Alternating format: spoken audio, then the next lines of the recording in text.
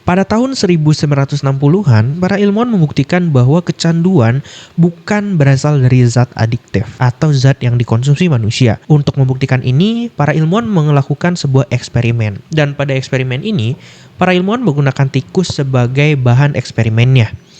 Mereka menaruh tikus-tikus ke dalam sebuah ruangan yang kecil, sempit, dan sendirian. Tikus-tikus itu hanya ditemani oleh 2 botol. Satu botol adalah berisi air biasa untuk mencegah tikus ini dehidrasi, dan satunya lagi berisikan heroin. Jadi heroin itu dimasukkan ke dalam air dan dimasukkan ke dalam botol.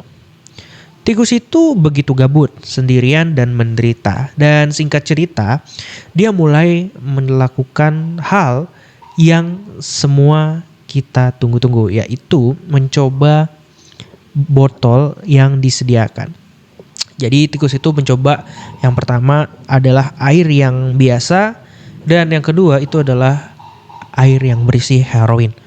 Akhirnya dia tahu untuk mendapatkan kebahagiaan, yaitu dengan meminum air heroin tersebut. Dan singkat cerita, dia akhirnya kecanduan dan bahkan sampai overdosis dan akhirnya mati. Dan 10 tahun kemudian, seorang ilmuwan psikologi meragukan hasil kesimpulan dari penelitian tersebut. Bahwa bukan heroinlah yang menyebabkan kecanduan. Dan dia pun melakukan eksperimen yang sama. Namun kali ini, tikus-tikus itu dibuat dalam kondisi yang beda dan berlawanan dari penelitian pertama. Rumahnya dibuat menggunakan material yang kering, kemudian ditambahkan banyak sekali mainan-mainan mulai dari perosotan, kemudian ada roda yang muter, kemudian banyaklah sedemikian sehingga dia memiliki rutinitas yang menyenangkan. Dan ilmuwan tersebut juga menambahkan tikus-tikus lain ya, terutama tikus-tikus betina untuk bersosialisasi dan berkembang biak tentunya. Dan gak lupa juga dia menaruh air yang sama seperti di penelitian sama, yaitu sebelumnya, yaitu yang berisikan air yang berisikan heroin dan juga air yang biasa.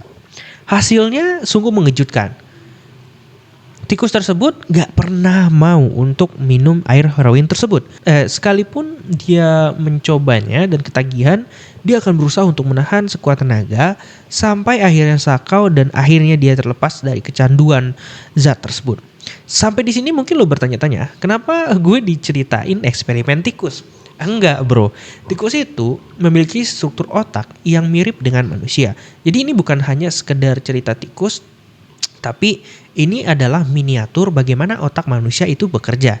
Meskipun ukuran otak tikus berbeda, lebih kecil ya, tikus memiliki bagian yang mirip dengan manusia, yaitu yang mengatur keputusan kayak manusia, yaitu namanya adalah cerebral cortex. Mungkin lo gak asing ya dengan cerita tikus dijadikan bahan percobaan, mulai dari bom, obat, sampai hal-hal yang lainnya.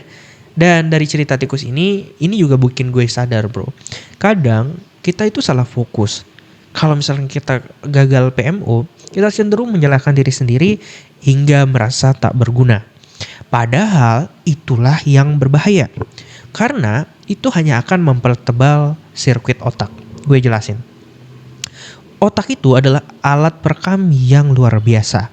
Sekalipun memorinya tidak tertata dengan teratur kayak memori kamera atau handphone, dia memiliki banyak sekali memori dan dia adalah perekam yang handal.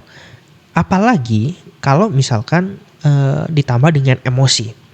Emosi akan membuat ingatan lo tuh lebih nancap terhadap sesuatu. Salah satu contohnya sederhananya itu adalah trauma masa lalu yang mungkin lo memilikinya dan lo mungkin menemukan orang-orang di sekitar lo yang memilikinya.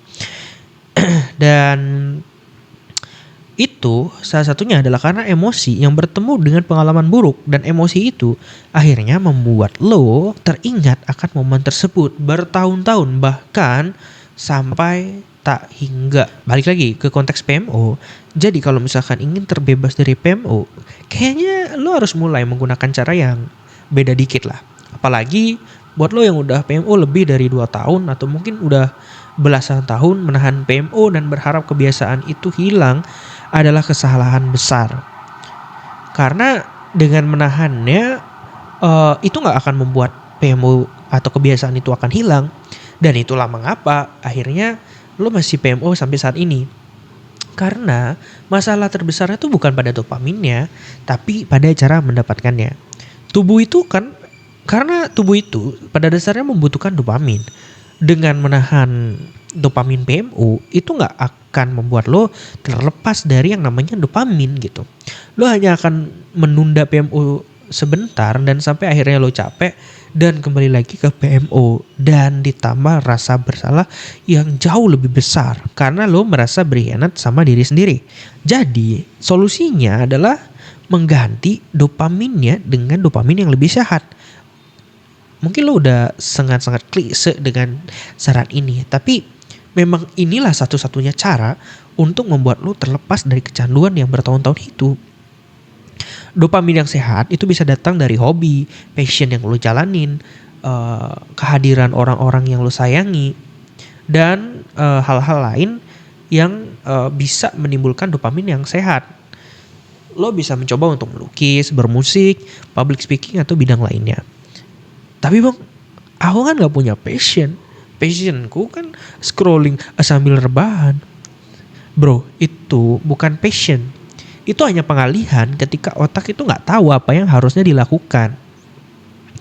Jadi ketika otak lo gak tahu apa yang harus lo lakukan, maka otak lo akan tetap mencari cara, which is menyerahkan otak lo kepada algoritma untuk mengisi kekosongan akan dopamin sehat. Jadi sembari lo beraktivitas, temukan yang menjadi passion lo. Nah mungkin lo sekarang bertanya-tanya, kenapa jadi disuruh nyari passion? Padahal kan aku ingin terlepas dari PMO. Iya memang kayak gitu. Ya ujung-ujungnya gak bisa terlepas dari itu. Karena dopamin itu memang dibutuhkan oleh tubuh dan lo harus paham akan hal itu. Dan lo gak akan bisa terlepas dari dopamin. Tapi yang lo fokusin sekarang itu adalah mencari dopamin penggantinya. Kayak gitu.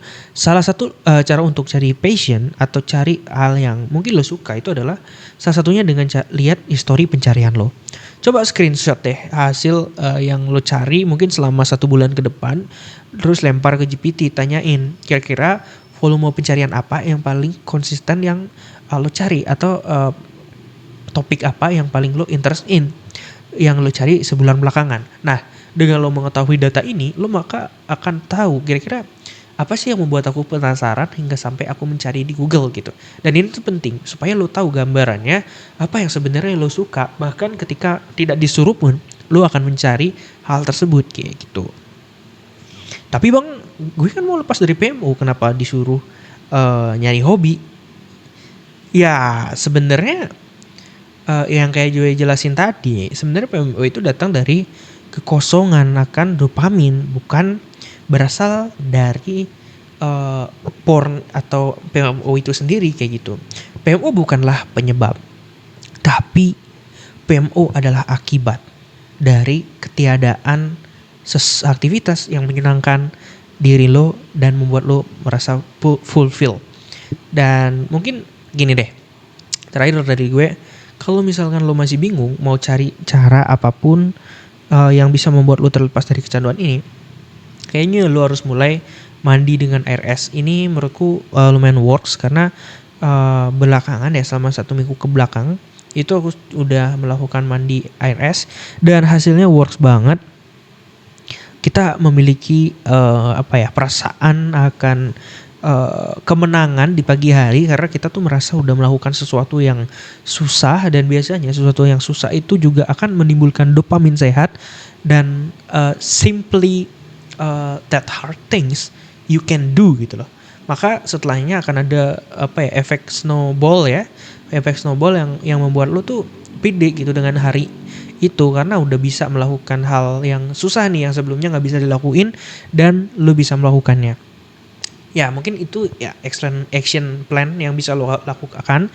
Kalau lo merasa advice yang sebelumnya gue berikan tuh terlalu teoritis dan terlalu abstrak, tapi simply just do it.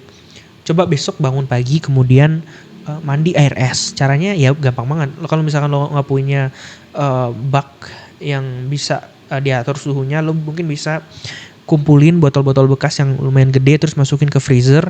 Besok tinggal lo pakai mungkin dicelupin beberapa menit dulu ke airnya biar cair dulu esnya. Nah airnya itu lo pakai mandi kayak gitu. Nah, semoga bermanfaat. Kalau misalnya lo suka sama konten-konten kayak gini, gue akan bikin lagi, komen di bawah. And see you next time. Ciao. Peace.